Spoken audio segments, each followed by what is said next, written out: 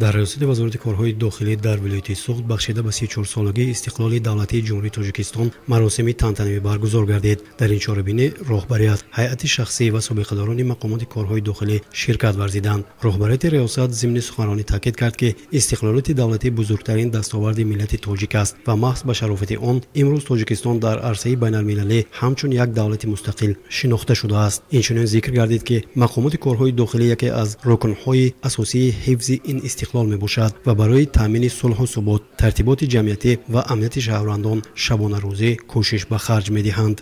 امروز هیئت شخصی ریاست وزارت کارهای داخلی در ولایت سوخت با مقصد ارزگذاری به بزرگترین جشن عمومی ملی و استقلالات دولتی چاره‌بینی تنتنه‌ای شده ایستاده است. در جریان چاره‌بینی مهنت شبانه روزی کارمندان قدر شناسی کرده می شود. همچنین وابسته به این ایدی ملی تبریکات رهبریت شنیده می شود. با ما پوشیدن است استقلالات دولتی بزرگترین جشنواره ملت تاجیک است که ملت ما را در عرصه جهان همچون دولتی صاحب استقلال معرفی کرده است. باوری دارم که 35 سالگی استقلالات دولتی جمهوری تاجیکستان را کل شهروندان جمهوری تاجیکستان با دستاوردهای سزاوار پیشواز خواهد گرفت.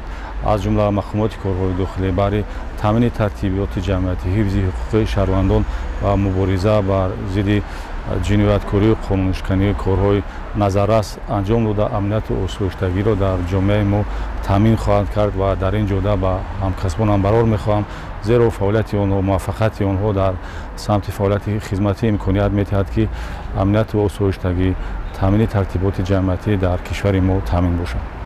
در دوره چاره‌بینی کارمندان مقامات کارهای داخلی در ولایت سوخت که در اجرای وظیفه‌های خدمتی خود صادقانه و با مسئولیت بلند کار کردند، با مدال‌ها، نشان‌ها و افتخارنامه‌ها سرفراز گردانیده شدند. این اعتراف از جانب راهبریت همچون انگیزه برای کار من بعد خدمت خواهد کرد. در فرجام چاره‌بینی راهبریت ریاست وزارت کارهای داخلی در ولایت سوخت به همه کارمندان، اهل اویلی آنها و مردم تاجیکستان 34 سالگی استقلال دولتی را تبریک گفته به آنها تنصیحاتی، سعادتمندی و در راه حفظ دستاوردهای استقلال موفقیت‌های نو تمنا نمود. تجلیل جشن 34 سالگی استقلال دولتی جمهوری تاجیکستان در ریاست وزارت کارهای داخلی در ولایت سوخت بار دیگر ثابت کرد که مقامات کارهای داخلی با ارزش‌های ملی و دولتداری صادق بوده برای حفظ امنیت و ترتیبات کشور سهم خود را می‌گذارند.